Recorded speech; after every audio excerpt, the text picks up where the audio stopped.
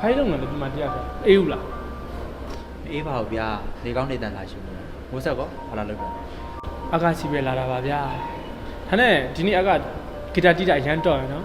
ချင်းဆိုတဲ့လူကလည်းတော်ကျွန်တော်ပြစီးမျောသွားတာပဲကျွန်တော်တသက်အလုံးနဲ့အိမ်နဲ့ညီလေးဒါနဲ့ပဲချင်းကုန်ညဒီလိုဂီတာတန်စင်းနေဆိုတာဘာမှန်းတော့မသိဘူးခုလိုလူမျိုးတောင်မှဒီလူမျိုးစီးမျောနိုင်အောင်တီးနိုင်တယ်ဆိုတော့ဒါတော့တော်တာပဲ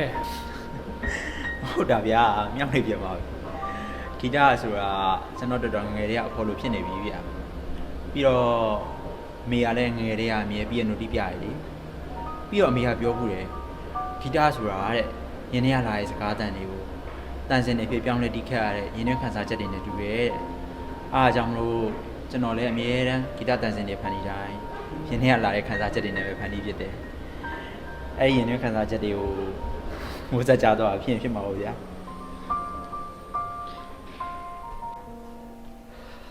အပြင်မှာအေးရည်ထဲဝင်ကြတော့မှာဟုတ်ဝင်ကြတာဟုတ်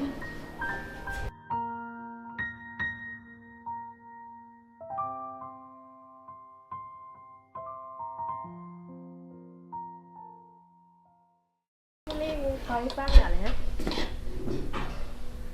စားကောင်းနေတာတာထူရဲ့တာထူလေမမနဲ့ခီးတုံသွားခြင်းမလား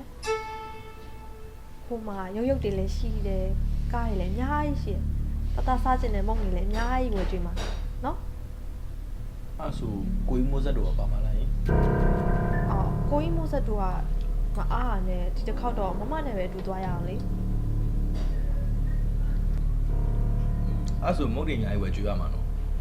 ဝယ်ကြည့်မယ်အေးမုတ်တွေအများကြီးစားတော့မယ်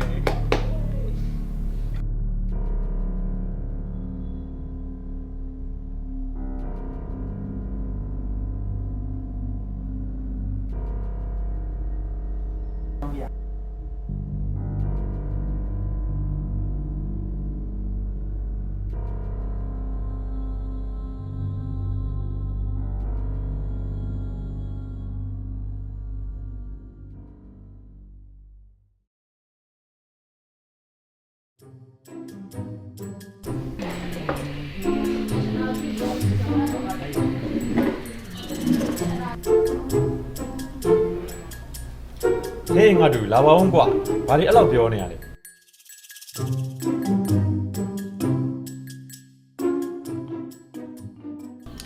ီဘာဟုတ်ငါတို့မင်းဘာတွေအဲ့လောက်ပြောနေရလဲဦးယူပြော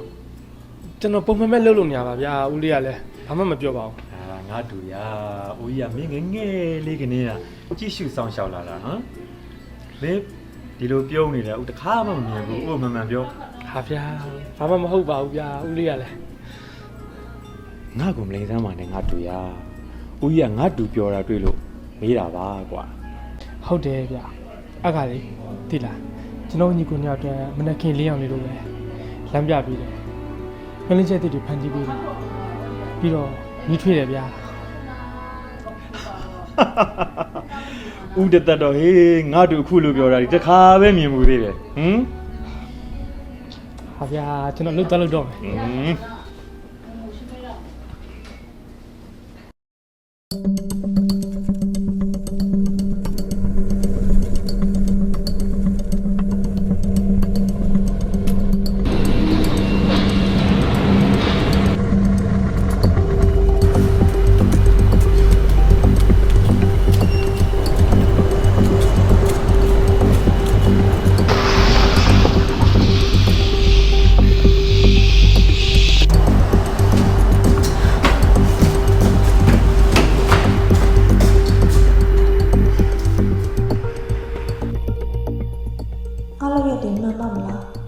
တာထိုးလေးကငါမောင်လေးလေ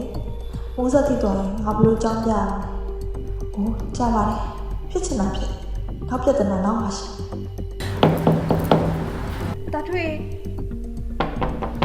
တာထွေမရောက်ပြီနော်ပြင်ပြီးသွားရလားမသိဘူးတာထွေလေး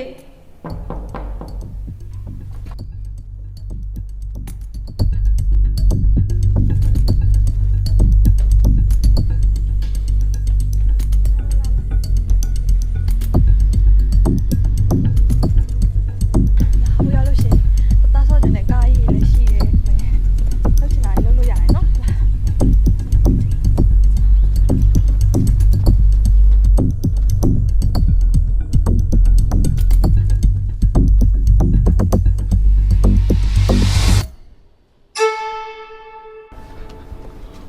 ကိုကြီးအကကိုကြီးသားစိတ်လာလေရလားတာမမနဲ့တလေးဆောင်ဦးရမှာအကောင်လေးစားသွားကြည့်ပြီးတော့ချားရက်ကြီးသွားစီးမလို့လိုက်ခဲ့မလားတာဦးနဲ့တူတောင်းနဲ့တူသွားအောင်လေ ဟုတ်လားမခန့်နေဖယ်သွားမလဲဗျ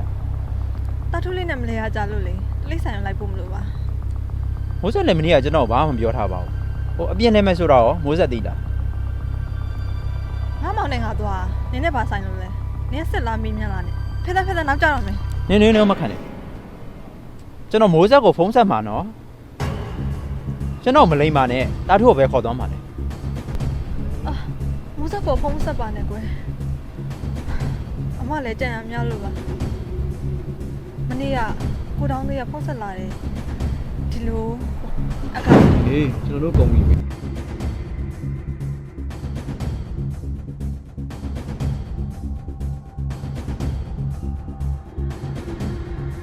တာထုလေး ဟာဒီကောင်တက်ရုံမာတာပဲ အမလည်းကြံရများလို့ဒီလိုလုပ်လဲရပါမလုပ်ရပါဘူးကိုတောင်းလေးကမဲ့တပါမဆုံးစရာဘူးဆိုလို့အမလည်းကြံမိလိုက်တာပါ ဒီကောင်ဘာကြံနေလဲဆိုတာကျွန်တော်သိတယ်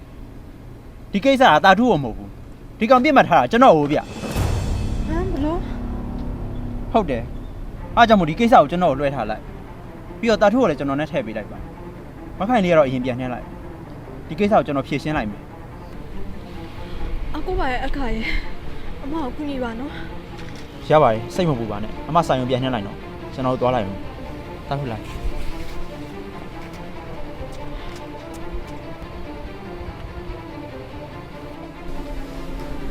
အေးငါစင်စင်ခိုင်းတာတွေကောင်းရပြီလားကြာခဲ့ငါညုံနေတဲ့ဧည့်သည်ရောက်လာတော့မယ်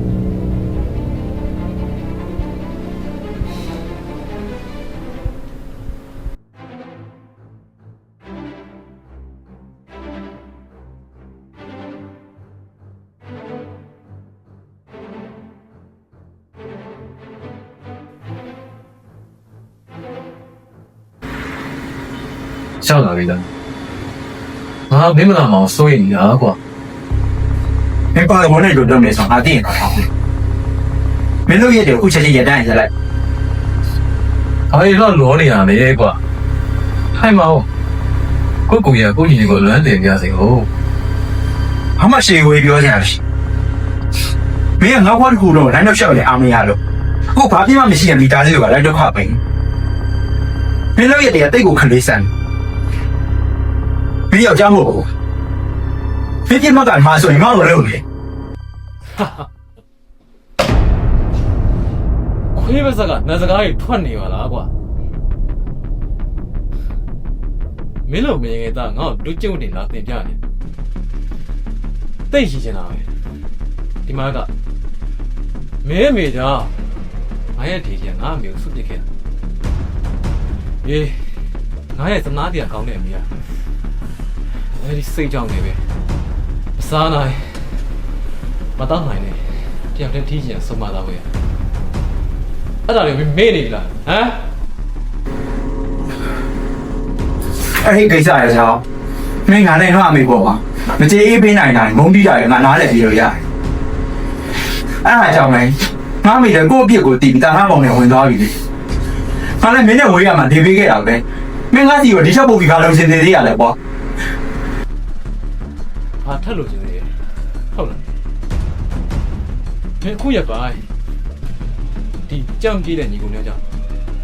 မင်းမျက်နှာမှာပြုံးပန်းနေဝင်ရမလို့ငါတို့အဆင်ပြေဘူးငါမင်းကိုတယောက်တည်းထီးကြံပြီးဖော်မဲ့စိတ်ဆင်းရဲနေရပြီမြင်လားအခုလိုမင်းပြောနေရမြင်တော့ငါတို့အဆင်ပြေဘူးဟေးအဲ့တော့လေကြောင့်ပဲငါအခုလိုဖန်တီးလိုက်ရတာကွာ ကောင်းပြီမင်းမဖြစ်ချင်တာလည်းပြောငါအကုန်လိုက်ရောပေးမယ်ဒါပေမဲ့သူတို့မိသားစုထပ်ပြီးမထိပါဘူးလို့မင်းကဂရီပေးရအေးမင်းအဲ့ဒီဂရီတီနိုင်မှာငါလည်းအဲ့ဒါလုပ်နိုင် ခုမှစကားလည်းမပြောတော့မင်းတို့လေလမ်းမနဲ့ကြာစားတယ်အားကုန်စင်မိထားတယ်ပြီးတော့မင်းကမှဒီဘက်ထိုင်မတော့သေးတယ်မှာစင်မိထားတယ် မင်းလောမှာဘာမှမနိုင်အဲ့ဒီလေးနဲ့အမေတို့ချင်းကကြောက်တော့ပြီပေါ့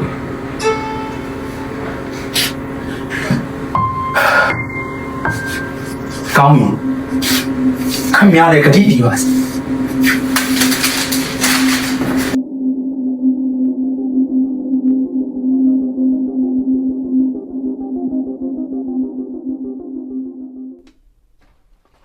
တာထူးရေကိုကြီးပြန်လာပြီနော်တာထူးရေကိုကြီးပြန်လာပြီတာထူးတန်းလည်းမကြပါတာထူးကိုကြီးပြန်လာပြီလို့ဗမာလဲဟာနေပုံနေရလားမသိတာထူး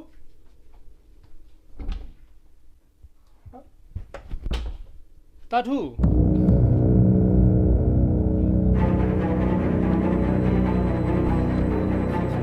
တာထူး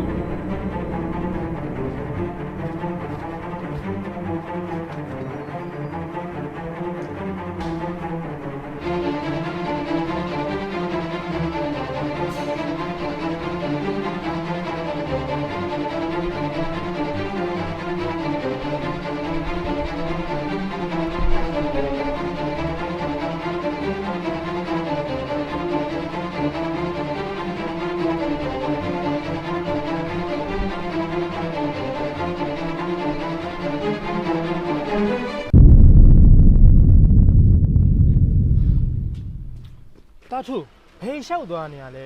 ကိုကြီးဘယ်လောက်စိတ်ဘူးနေမင်းမသိဘူးလားဟမ်အကမင်းကွာတာထူးလေးခေါ်သားမဆိုလဲငါ့ကိုနည်းနည်းပါပြောသွားအောင်မှာပေါ့အခုလိုမရောမဆိုနဲ့ခေါ်သွားတာငါဘယ်လောက်တော့စိတ်ဘူးနေမင်းမသိဘူးလား ငါမှားတော့ပါရောတာတို့ကိုခေါ်သွားတဲ့အတွက်လည်းငါတောင်းပန်ပါတယ်မင်းစိတ်ပူအောင်လုပ်မိတဲ့အတွက်ငါတကယ်တောင်းပန်ပါတယ်အဲ့ဆိုရင်ကျွန်တော်သွားရမယ်နော်တာတို့ကိုသွားရမယ်နော်ဟုတ်ကဲ့ကိုကြီး လာမင်းလဲကွာငါ့ကိုမပြောမဆိုလာလာထဲဟုတ်လားဘာလို့ဒီနေ့အပြင်ရောက်လာလဲပြောကိုယူမှန်မှန်ပြောကိုကလည်းကိုကြီးမသိအောင်ခေါ်သွားမဲ့လူစားမျိုးမဟုတ်ဘူး မနေ့ကမမရှောက်လဲမယ်ဆိုပြီးတောက်လာခေါ်တာကိုကြီးအကနဲ့တွေ့တော့ကိုကြီးအကနဲ့ဟိုရုံးမှရှိသွားကြတာကိုကြီးလုံးမလားကိုကြီးအကောက်ဆူလိုက် ဘာအကောက်ဆူတယ်ကဲထားတော့မနေ့မှကိုကြီးမခိုင်လူတခြားမေးလိုက်တော့မယ်နားတော့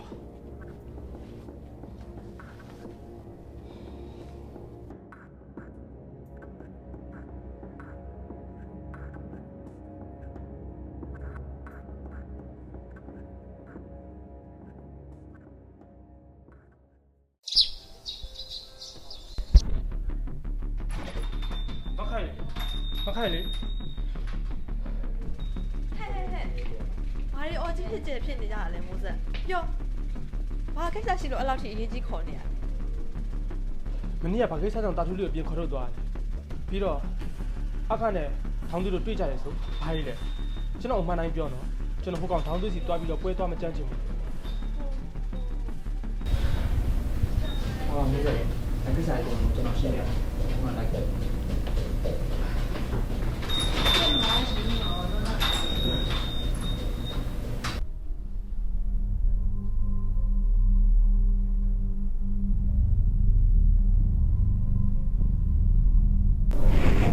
အကဘယ်လိုဖြစ်တာလဲကျွန်တော်မှန်တိုင်းပြောပြပါဘာကိစ္စကြောင့်ကိုတောင်းသွင်းနဲ့တော့တွေ့ရတယ်ကိုတောင်းသွင်းရအောင်ဘာဖြစ်လဲလို့အကအခုဒီလိုမျိုးဖြစ်နေရလဲကျွန်တော်မှန်တိုင်းပြောပြပါ နေပါမိုးဆက်ရနေကောင်းနေတဲ့ရင်ရှူကြတာပေါ့ကောင်းငင်ကိုကြည့်ပါဦးဒီနေ့ကောင်းငင်ကမလာဘူး ကျွန်တော်ရှင်နေပူလာပြီဗျာဘယ်လိုဖြစ်ရတာလဲကျွန်တော်မှန်တိုင်းပြောပြပါထောင်းသွင်းငါမင်းကိုရှင်းမထားဘူး ဖေကအမေနဲ့ဖောက်ပြန်ပြီးတော့ပထမဇနီးကိုရဲဆက်ဆက်ဆွပြစ်ခဲ့တယ်လေပထမဇနီးလည်းအဲ့ဒီစိတ်နဲ့ပဲဖေနဲ့မေကိုနာကျင်မုန်းနေပြီးတော့ကျမရဲ့ချင်းကြီးကတဖြည်းဖြည်းဆိုရင်းလာတယ်နောက်ဆုံးတော့ဗျာတယောက်တည်းအထီးကျန်စာနဲ့ပဲတည်ဆုံးသွားခဲ့ရတယ်ဖြစ်ချင်တော့ပထမဇနီးမှာဖေနဲ့ရတဲ့သားတစ်ယောက်ကျန်ခဲ့တယ်သူ့နာမည်ကထောင်းသွေးရဲ့သူကသူ့အမေရဲ့တည်ဆုံးမှုအတွက် ဒုတိယဇနီးနဲ့သူ့ရဲ့သားမှာအပြစ်ရှိရဲလို့ယူဆပြီးတော့တလုံးနာချင်းမုန်းပြီးလက်စားချင်နေဖို့ပဲတွေးတော့တာဖြစ်ချင်တော့ဗျာအမေဟာသူ့အပြစ်ကိုသူသိပြီးတော့သာသနာပေါင်းနဲ့ဝင်သွားတော့တောင်းသွေးရဲ့အမုန်းတွေအာကာရတွေကတယောက်တည်းကြံခဲ့တဲ့ကျွန်တော်စီကိုပဲစွပြုံပြီးရောက်လာတော့တာပေါ့တဖြည်းဖြည်းနဲ့အိမ်ဆိုတဲ့ခံစားချက်ကအိမ်နဲ့မတူတော့ဘဲနဲ့ကျင်းတောင်လိုခံစားချက်မျိုးဖြစ်လာတယ်အားနဲ့ပဲကျွန်တော်လည်းအဲ့ဒီအိမ်ရဲ့ဝေးအောင်ထွက်ပြေးလာတာပေါ့ဗျာ အခါရဘယ်တော့ပြင်မနေလိုက်မလဲ ဒါမဲ့ဗျာအဲ့လိုနေ့ရက်တိုင်းအောင်တိတ်ပိတ်မဲ့စွာဖြစ်တဲ့နေတဲ့လူတယောက်ကဒီနေ့တော့မိပြထိုင်လေးတစ်ခုကိုတွေ့ခဲ့တယ်အဲ့ဒီမိပြထိုင်လေးကြောင့်ပဲညှော်လင်းခြင်းလေးအောင်ကြီးလေးတန်းလာတယ်ရတ္တာဆိုတာရွေးထွေးပါလားဆိုပြီးတော့လည်းခံစားမိတယ်ဒါမဲ့ဗျာလောကကြီးကကျွန်တော်ပျော်ရွှင်နေအောင်မမြင်ချင်ဘူးထင်ပါတယ်ကျွန်တော်တဘွားလုံးကိုဖြစ်စည်းုံနဲ့အားမရလို့ကျွန်တော်ချေရတဲ့မိပြထိုင်လေးကိုဖြစ်စည်းဖို့ကြိုးစားတော့တာပါပဲ ထောင်းသွင်းအမေကိုရှင်းမထားဘူး ဒါမဲ့မိုးဆက်ကျွန်တော်ဂရီတစ်ခုပေးပါဗျာထောင်းသွင်းနဲ့ဘရောမှထိတ်တိုက်ရင်မဆိုင်ပါဘူးလို့ဂရီတစ်ခုကျွန်တော်ပေးဘာလို့လဲဆိုတော့ထောင်းသွင်းရဲ့လုံနိုင်စွမ်းတဲ့အာဏာတွေကိုကျွန်တော်သိလို့ပဲအဲ့ဒါကြောင့်မို့ပဲကျွန်တော်မိုးဆက်တို့နဲ့ဝေးရအောင်ထွက်သွားဖို့ထောင်းသွင်းဂရီပေးခဲ့လိုက်တယ် ဘာကျွန်တော်တို့စီကနေထွက်သွားမယ်ဟုတ်လားက ဟုတ်တယ်ကျွန်တော်ထွက်မသွားရင်မိုးဆက်တို့ဒုက္ခရောက်မှာမိုးဆက်ကောတာထူတွေရောအကုန်ဒုက္ခရောက်ကုန်ပါဗျ ဟာအကချက်သွားကြမလို့ပါဘူးကျွန်တော်တာထုလေးကိုအကကိုကာကွယ်ပေးနိုင်တယ်အကချက်သွားကြမလို့ဘူး မိုးဆက်မင်းငါပြောနေရရောသဘောမပေါက်ဘူးလားမင်းအခုချင်းနေတယ်ရောမင်းနားမလဲဘူးလားဟမ်အခုကဆိုင်ကိုပိတ်သိမ်းရမယ့်ချင်းနေတော့ဖြစ်နေပြီလေအခက်မသိရင်တာထူးလေးရဲ့အသက်အနေနဲ့ပါထိပါလာနိုင်တယ်မိုးဆက်ရဒါတောင်းသွေးရဲ့လုံနိုင်စွမ်းတဲ့အာဏာတွေပဲအဲ့ဒါကြောင့်မို့ငါစကားအောင်နားထောင်ပါကွာနော်မိုးဆက်နော် ဟာကွာအကရဘာလို့ကိုစတိခံပြီးတော့ငါတို့ကာကွယ်ပေးနေရလဲငါတို့ကဘာမို့လို့လဲဘာလို့ငါတို့ထားခဲ့မဲ့လမ်းရွေးချယ်ရလဲဟမ်တခြားနည်းလည်းမရှိတော့ဘူးလားတာထုလေးကငါ့ကိုမြို့လွတ်အပ်တယ်မင်းမပြောခဲ့တယ်မိပြတဲ့ရဲ့လင်းအောင်ကြောင့်လမ်းမြင်နေရပြီဆိုအခုအဲ့လှင်ငယ်လေးကြောင့်ငါတို့လည်းအခုနေ့ရက်တိုင်းမှာအထိပ္ပယ်ရှိလိုက်ပြီးတွေးနေတော့ရှိသေးတယ်လို့ကွာဘာလို့ငါတို့ထားခဲ့မှာလဲ ကျွန်တော်တော့မသွားရင်မိုးဆက်တော့အကုန်ဒုက္ခရောက်မှာကျွန်တော်ထွက်မသွားရင်ကျွန်တော်ချစ်ရတဲ့မိသားစုလေးပြည့်စည်မှာကျွန်တော်ထွက်မသွားရင်မိုးဆက်တော့ဒီဟပ်ပို့ပြီးဒုက္ခရောက်မှာကျွန်တော်မကြည့်ရဘူးပြီးတော့တာထုလေးမှာမိုးဆက်ပဲရှိရလေမိုးဆက်တစ်ခုဖြစ်တာထုလေးကိုကြည့်ဆိုင်ပါလေလို့မိုးဆက် ကျွန်တော်တာထုလည်းစောင့်ရှောက်နိုင်တယ်အကောက်လည်းကာကွယ်ပေးမယ်ဗျာနောက်တစ်ခါထပ်ပြီးတော့အကောက်အမောင်တို့လည်းထပ်မလွတ်နိုင်ဘူးတရားတယ်ကျွန်တော်ထောင်းတို့လည်းကျွန်တော်ရင်ဆိုင်မယ်ဗျာအားကြောင့်မလို့ကျွန်တော်တို့ထားမတော့ပါနဲ့အကာနော်ကျွန်တော်တို့ထားမတော့ပါနဲ့ မိုးဆက်ကျွန်တော်တော့ကျွန်တော်ဒီရက်ဆက်ပြီးနေကျွန်တော်ဆုံးဖြတ်ချက်တွေမချနိုင်တော့ပဲနေလိမ့်မယ်မိုးဆက်တာထုလေးကိုကြည့်ဆိုင်တော့ အကာ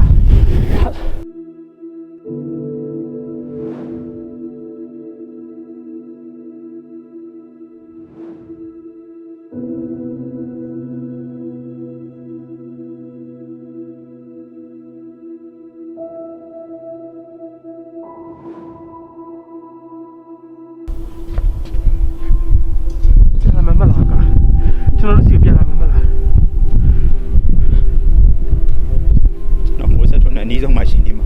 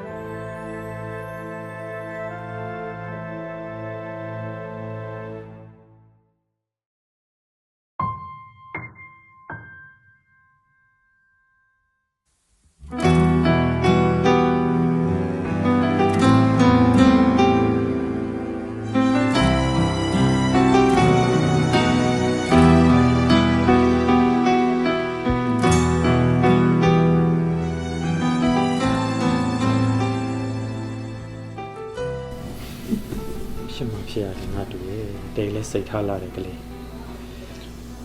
သတင်းကြတာဦးကြီးလည်းစိတ်မကောင်းဘူးအနည်းဆုံးတော့နောက်ဆုံးအနေနဲ့သွားနှုတ်ဆက်တဲ့နေမလို့လားတွေ့ချင်နေတာပဲကွာနောက်ပြီးအချိန်လည်းမီနေသေးတာပဲနောက်တစ်ချိန်မှာနောင်တရစရာလည်းဖြစ်မှာပေါ့ငါတူသွားတွေ့လိုက်နော်ငါတူသွားတွေ့လိုက်တော့ငါတူရ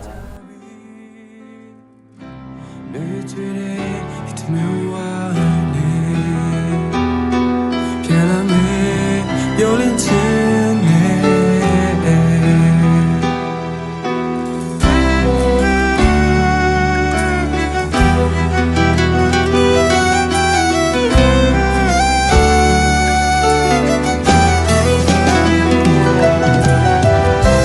兜兜不联系的天，飘雪在压力扫背包。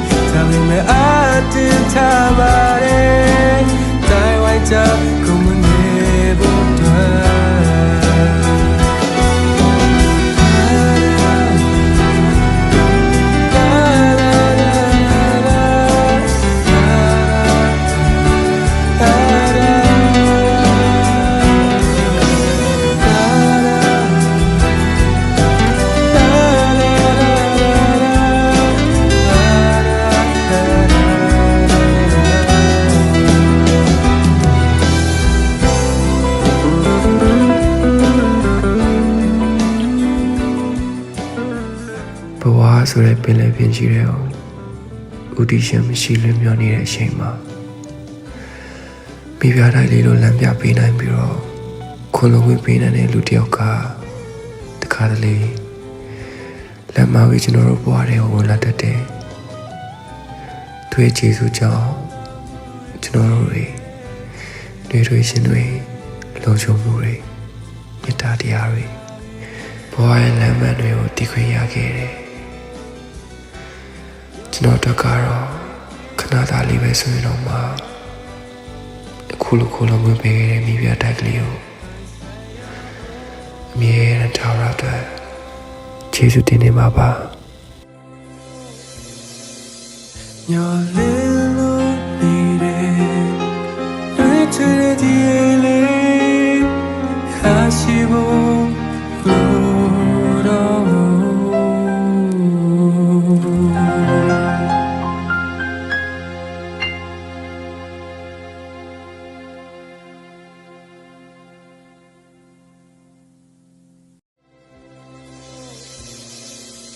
ညလေးလို့နေတဲ့